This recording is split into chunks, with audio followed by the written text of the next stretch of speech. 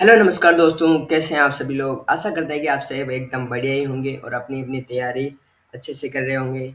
तो इतने दिनों से वीडियो नहीं आ रही थी, उसके लिए हम आपसे माफ़ी चाहेंगे और आज से जो हमारी क्लासेज़ है, वो रेगुलर चलती रहेगी और जो आपके आने वाला राजस्थान का महत्वपूर्ण एग्ज़ाम जो सीईटी का एग्ज़ाम है, उसके लिए क्लास बहुत महत्वपूर्ण होने वाली है और सीईटी के अलावा आप जिस भी एग्ज़ाम की तैयारी कर रहे हैं, जिसके सिलेबस में आपके राजस्थान जीके है, तो आप इस वीडियो को पूरा ज़रूर देखिएगा। तो चलिए शुरू करते हैं हम आज का वीडियो। ये वीडियो आप अपने दोस्तों के साथ ज़रूर शेयर कीजिएगा ताकि उनको भी इस क्लास का जो लाभ है वो मिल सके। तो पिछली क्लासों में हमने राजस्थान का इतिहास शुरू किया था और उसमें हमने मेवाड़ का इतिहास और मारवाड़ का इतिहास पढ़ लिया था और इन दोनों राजवंश की जो हमने प्लेलिस्ट है वो अपने चैनल पर डाल रखी है, तो उन्हें जाकर आप ज़रूर देखिएगा। और तो चलिए आज की जो वीडियो वो शुरू करते हैं। तो आज हम पढ़ने वाले हैं बीकानेर का इतिहास। बेसिकली बीकानेर का जो इतिहास है वो हमारे जो मारवाड़ का इतिहास है उससे रिलेट करता हुआ चलेगा, क्योंकि जो बीकानेर का जो राठौड़ वंश है, यानी राठौड़ वंश आप देख सकते हैं कि जैसे हमारे मारवाड़ का भी राठौड़ वंश था और बीकानेर का भी क्या है, राठौड़ वंश है। तो दोनों साथ-साथ चलेंगे और आप मारवाड़ के इतिहास को अगर आपने समझ रखा हो तो बीकानेर के इतिहास में समझने की आसानी होगी और अगर आपने बीकानेर के इतिहास को समझ रखा है तो मारवाड़ के इतिहास को समझने में आसानी होगी। तो बेसिकली हम देख लेते हैं कि बीकानेर को जो है प्राचीन काल में जो कि महाजनपद काल था, वहाँ पर क्या कहते थे इसको, झांगल प्रदेश के नाम से जाना जाता था। किसको जाना जाता था? बीकानेर को झांगल प्रदेश के नाम से जाना जाता था और बीकानेर के पास ही क्या है, रातीघाटी नाम की जगह है, इसलिए बीकानेर को कई जगह पर क्या रातीघाटी के नाम से भी जाना जाता है। तो अब हम बीकानेर के जो आगे जितने भी राजा हैं या जितने भी शासक हुए उनके बारे में पढ़ेंगे। उससे पहले आप एक बार इस मैप को देख लीजिए ताकि आपको अंदाजा हो जाए कि बीकानेर बेसिकली पड़ता कहाँ है। क्या है कि आपको भौगोलिक स्थिति भी तो पता चलनी चाहिए कि बीकानेर है कहाँ बेसिकली। तो जो हमारा बीकानेर है, वो जोधपुर और जैसलमेर और साथ में हमारा जयपुर है, उसकी सीमा बनाता है और ये बीकानेर जो हमारी रियासत थी, वो यहाँ पर थी। हालाँकि बीकानेर जिला इतना बड़ा नहीं है जी, लेकिन ये जो मैप है, ये बीकानेर रियासत का है, क्योंकि वो हमारे राजपूताना जो काल था, वहाँ पर होया करती थी, ये बीकानेर रियासत होया करती थी। तो चलिए अब हम देख लेते हैं यहाँ के शासकों और यहाँ के राजाओं के बारे में। तो जो बीकानेर की जो स्थापना है, बीकानेर की स्थापना बेसिकली राव बीका ने की थी। जिनका शासनकाल 1465 से लेकर 1504 के ईस्वी के मध्य रहा था। अब हम ये तो नहीं कह सकते कि ये बहुत बड़ा शासनकाल है, लेकिन जो ये लगभग ये 40 साल का शासनकाल है, ये काफ़ी अच्छा शासनकाल है इनका और काफ़ी महत्वपूर्ण कार्य किए हैं इन्होंने। तो चलिए इनकी उपलब्धियाँ देख लेते हैं हम। तो जो 1465 ईस्वी में इन्होंने करनी माता को आप जानते होंगे, मारवाड़ के इतिहास में आपने पढ़ा ही होगा। तो करनी माता के आशीर्वाद से बीकानेर क्षेत्र जीत लिया और कब जीता इन्होंने? 1465 ईस्वी में। बेसिकली हुआ क्या था, जो राव बीका के जो पिताजी थे, राव जोधा। कौन थे? राव जोधा। राव जोधा जो थे, वो मारवाड़ के शासक थे और हमने इनको मारवाड़ के इतिहास में पूरा कवर किया है।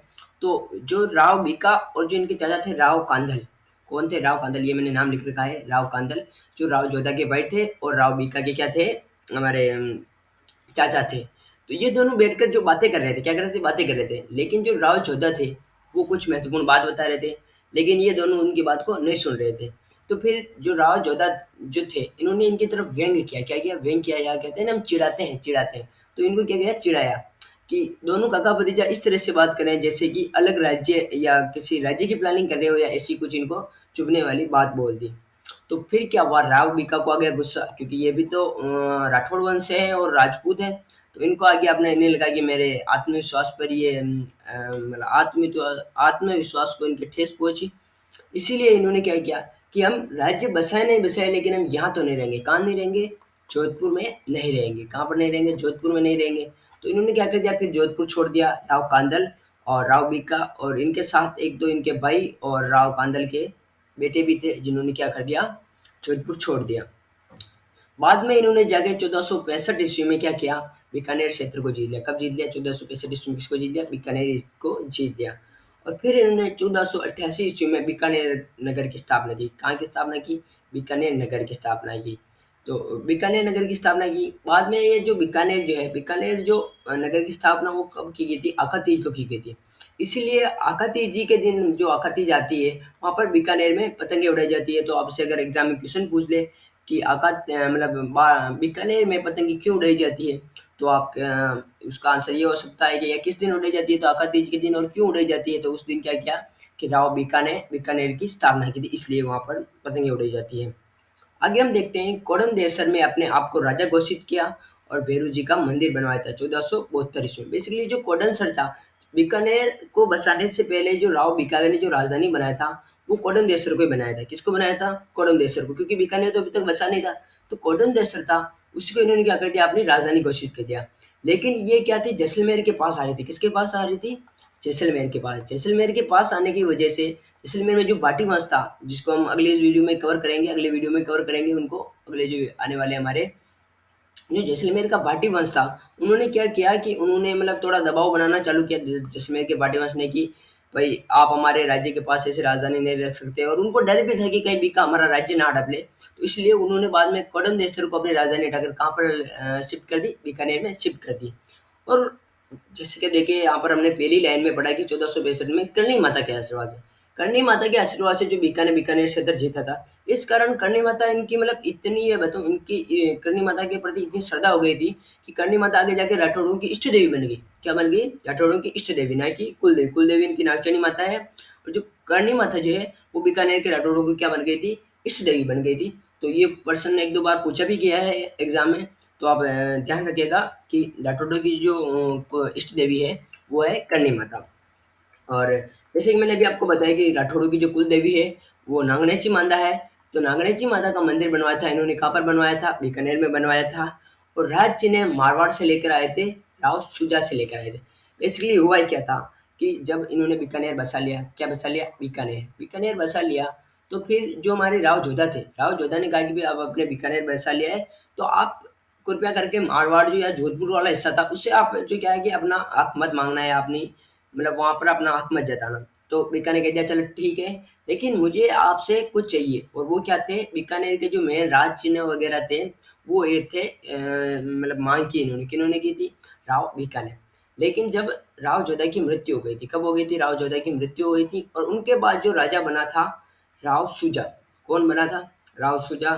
राव सुजा के मतलब राजा बनते ही जब भाई राव बीकाने कहा कि आप मुझे राव चिन्ह, राज चिन्ह वगैरह दे दीजिए, तो राव सुजा ने मना कर दिया। तो फिर क्या किया? बीका ने हमला कर दिया और युद्ध छेड़ दिया। किसके खिलाफ?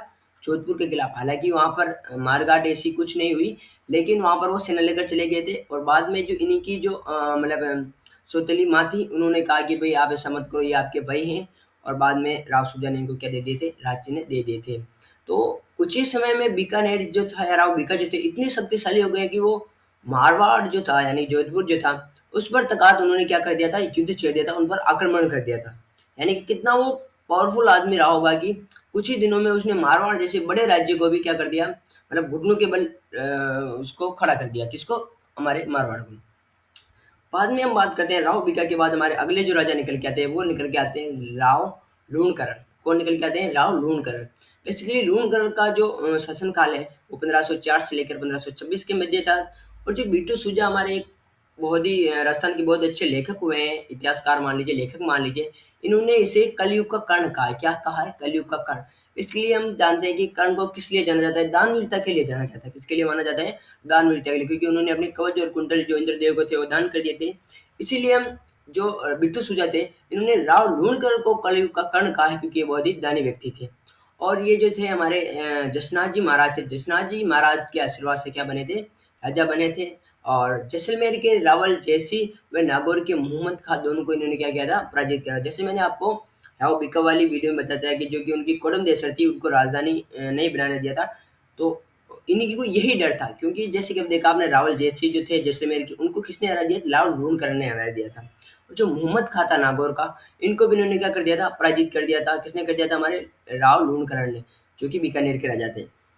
तो धीरे-धीरे से जो बीकानेर की जो कहते हैं ख्याति थी, वो पॉपुलर हो रही थी या जो बढ़ रही थी। तो उसी से क्या हुआ कि इनका जो पॉलिटिकल और जो हम कैसे हैं कि जो इनका युद्ध के खिलाफ या जो युद्ध थे, उनमें इनकी धीरे-धीरे से पॉलिटिकल जो इनकी थी, वो नींव मजबूत हो रही थी। क्या हो रही थी? नींव मजबूत हो रही थी। नींव मजबूत हो रही थी।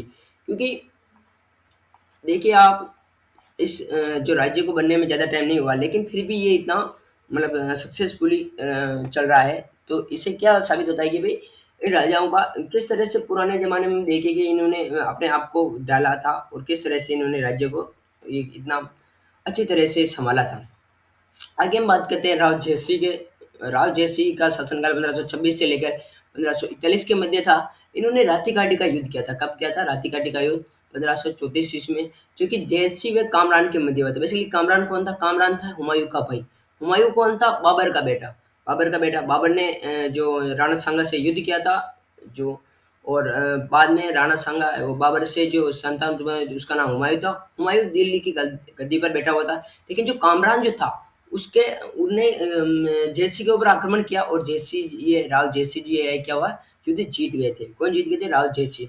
और अब इसकी जानकारी कहाँ से मिलती है कि भाई राव जयसी और कामरान के मध्य युद्ध हुआ? तो इसकी जानकारी हमें राव जयसी चंद, जो कि बिट्टू सुजा जी, जैसे कि हमने बताया आपको, बिट्टू सुजा हमारे लूणकरण के वाले पोर्शन में, कि बिट्टू सुजा ने उनको कलयुग का कर्ण कहा है। तो उसमें हमें बिट्टू सुजा की ये क्या मिलती है कि भाई बुक है राव जयसी रोशन, उसमें हमें इसी युद्ध की क्या मिलती है? जानकारी मिलती है।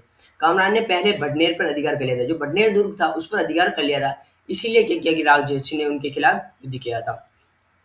तो अब हम अपना अगला राजा नहीं, बेसिकली जो एक महत्वपूर्ण संधि निकल के आती है उसे हम देख लेते हैं, जिसे कहते हैं पहेबा या साहिबा की संधि। कौन सी संधि? पहेबा या साहिबा की संधि। ये हुई थी 1541 के मध्य और राव जयसी के मध्य। किसके हुई थी? जयसी के मध्य हुई थी। मतलब संधि नहीं, बेसिकली ये एक युद्ध था पाइबा साहिबा का, संधि नहीं, सॉरी। ये थोड़ा गलती के लिए समझ आते हैं। राव जयसी के मध्य पाइबा या साहिबा का युद्ध हुआ था 1519 में। ये जयसी और मालदेव के मध्य हुआ था। बेसिकली ये एक दूसरे से हम कह सकते हैं कि भाई थे। आप चचेरे मोमेरे मतलब चचेरे यानी कि इनकी पीढ़ी से जो चलते आ रहे थे, एक तरफ से ये भाई थे, लेकिन इन दोनों के मध्य क्या होगा? युद्ध हो गया था। मालदेव ने युद्ध छेड़ दिया था राव जयसी के खिलाफ। और इस युद्ध में जयसी इस युद्ध में क्या हुआ? वीरगति को प्राप्त हुए जयसी, और मालदेव ये युद्ध जीत गया। और बाद में मालदेव ने क्या किया? जो इनका जो एक बहुत ही विश्वास पात्र सैनिक था कुंपा, उसको क्या कर दिया? बीकानेर सौंप दिया था। किसको सौंप दिया था? कुंपा को सौंप दिया था। और ये पाइबा साहिबा का युद्ध हुआ था, वो जयसी व मालदेव के मध्य हुआ था, और 1541 ईस्वी में इनके मध्य युद्ध हुआ था। अगला जो हमारा राजा निकल के आता है वो निकल के आता है कल्याणमल। कौन निकल के आता है? कल्याणमल निकल के आता है। कल्याणमल का शासनकाल 1541 से 1574 के मध्य रहा था। ये शेरशाह सूरी से मदद लेने के लिए राज्य शेरशाह सूरी की मदद से राज्य वापस लिया। बेसिकली क्या हुआ कि जब मालदेव ने बीकानेर जीत लिया, किसने जीत लिया था? मालदेव ने। तो भाई अब जो जयसी के जो पुत्र थे राव कल्याणमल, अब वो किस मतलब किसी जो राज्य थे उसके शासक नहीं थे। तो बेसिकली इन्होंने क्या किया? फिर मदद मांगी। तो उस समय राजपूताना में कोई इतना बड़ा राजा था नहीं जो कि मालदेव के खिलाफ युद्ध करे, क्योंकि मालदेव के खिलाफ कोई बहुत ही शक्तिशाली राजा था मालदेव, तो उसके खिलाफ युद्ध कोई करना नहीं चाहता था। इसलिए फिर राव कल्याणमल गए दिल्ली यानी कि शेरशाह सूरी के पास, और वहां से मदद मांगी, और उन्होंने अपने राज्य वापस लिए। किस माध्यम से लिया? तो बेसिकली आपको पता ही होगा कि एक गेरी सुमेल का युद्ध हुआ था मालदेव और शेरशाह सूरी के मध्य, जो कि हमने मारवाड़ के इतिहास में पढ़ा था। तो उस युद्ध में शेरशाह सूरी का समर्थन किया था किसने? राव कल्याणमल। बेसिकली हम देखें तो एक तरफ से ये बहुत ही गलत कार्य था, क्योंकि इन्होंने किसी दूसरे या बाहर से आक्रमण, जो बाह्य आक्रांता थी, उसका समर्थन किया। लेकिन यहाँ पर मालदेव की भी गलत बातें निकल के आती है कि उन्होंने इनसे इनका राज्य छीन लिया था। आगे 1570 ईस्वी में अकबर का नागौर दरबार लगा था, और अकबर की अधीनता स्वीकार कर ली थी। किसने कर ली थी? कल्याणमल थे। तो अगर आपसे कल को प्रश्न पूछ लिया जाए कि अकबर की अधीनता स्वीकार करने वाला सर्वप्रथम बीकानेर का कौन सा शासक है, तो राव कल्याणमल।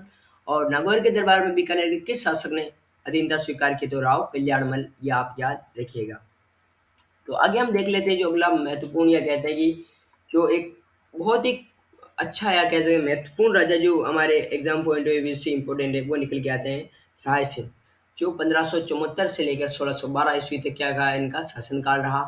ये अकबर व जहांगीर के मनसबदार थे। ये अकबर के भी मनसबदार थे और जहांगीर के भी मनसबदार थे, यानी कि दो मुगल जो राजा थे उनकी सेवा की थी इन्होंने। पहले इनको क्या हुआ कि 4000 का मनसब दिया गया था, लेकिन बाद में इनको बढ़ाकर उसको कितना कर दिया गया? 5000 का मनसबदार कर दिया गया। बेसिकली जैसे कि मुगल जो संस्कृति थी उसमें ये प्रथा थी कि जिसके पास ज़्यादा मनसब होंगे, वो उसके पास उतनी मतलब क्या है ख्याति होगी, या उतना ही मजबूत होगा मुगल सल्तनत के अंदर। तो इनको पहले 4000 की दी गई, और बाद में क्या बढ़ाकर उससे कितना कर दिया? 5000 कर दिया गया मनसब को। 1577 ईस्वी में जब अकबर ने 51 परगने दिए थे, कितने परगने दिए थे? 51 परगने दिए थे। किसने दिए थे? अकबर ने 1577 में ईस्वी में। जहांगीर ने खुसरो के विद्रोह के समय आगरा की जिम्मेदारी दी थी। बेसिकली जो जहांगीर था वो खुसरो का विद्रोह दबाने गया था, लेकिन अब भाई आगरा की जिम्मेदारी किस ऐसे विश्वास पात्र आदमी को दिया जाए जो वो आगरा की रक्षा कर सके? तो इन्होंने राय सिंह को सौंपी, और राय सिंह ने आगरा की जिम्मेदारी ली थी। इन्होंने कई विद्रोहों का दमन किया, जैसे कि जोधपुर में, और बाकी जैसे कि चंद्रसेन हम देख लीजिए, चंद्रसेन के विद्रोह का दमन इन्होंने किया, और आसपास में जितने भी जो राजा थे वो विद्रोह पर उतर आए थे मुगल सल्तनत के खिलाफ, उन सब विद्रोह का इन्होंने दमन किया था। और ये दक्षिण भारत में भी गए थे विद्रोह का दमन करने के लिए। इसीलिए इनको मतलब ये जो एक महत्वपूर्ण या कह सकते हैं कि विश्वास पात्र राजा रहे थे मुगल सल्तनत के संदर्भ में। राय सिंह ने बीकानेर में जूनागढ़ किले का निर्माण करवाया था 1589 से लेकर 1594 के मध्य तक। और इसका जो निर्माण था वो करमचंद की देखरेख में हुआ, क्योंकि बीकानेर के जो राजा थे राय सिंह, वो अधिकतर युद्ध में और जो अपने पॉलिटिकल जो कार्य थे उनमें व्यस्त रहते थे, तो उसकी जिम्मेदारी उन्होंने करमचंद को दी थी, जो कि इनका एक मतलब विश्वास पात्र जो था, इनका दरबारी था। बाकी हम देख लेते हैं जो राय सिंह की जो है वो कल्चरल जो इनकी अचीवमेंट है उनके बारे में, जो इनकी सांस्कृतिक उपलब्धियां हैं उनके बारे में। तो राय सिंह की जो पुस्तक है, वो कितनी पुस्तकें, जो राय सिंह एक अच्छे लेखक थे, तो उन्होंने राय सिंह की पुस्तकों के बारे में देख लेते हैं। राय सिंह की पुस्तकों में राय सिंह महोत्सव, वैदिक वंशावली, ज्योतिष रत्नमाला और बाल बोधिनी जैसी इनकी जो क्या है पुस्तकें हैं, जो कि काफी मतलब कह सकते हैं अच्छी पुस्तकें इन्होंने लिखी थी। बाकी हम देख लेते हैं इनके दरबारी विद्वानों के बारे में, इनके दरबार में कौन-कौन से विद्वान थे। तो दरबारी विद्वानों में हमारे आते हैं चैता, जिन्होंने राय सिंह प्रशस्ति लिखी थी, जो कि हमारे जूनागढ़ किले में है अभी। जूनागढ़ किले के द्वार पर, जो कि इन्होंने लिखी थी जयिता नामक जो एक कवि थे, उन्होंने लिखी थी। और बाकी हमारा जो सेकंड दरबारी विद्वान आते थे वो थे जयसोम, जिन्होंने कर्मचंद वंशोत्कीर्णन काव्यम, जो ये इससे जो काव्य की रचना की थी, किसने की थी? जयसोम ने। और इस पुस्तक में राय सिंह को राजेंद्र क्या कहा है? राय सिंह को राजेंद्र कहा है। और जो मुंशी देवी प्रसाद हैं हमारे राजस्थान के, उन्होंने राय सिंह को राजपूताने का कर्ण कहा है।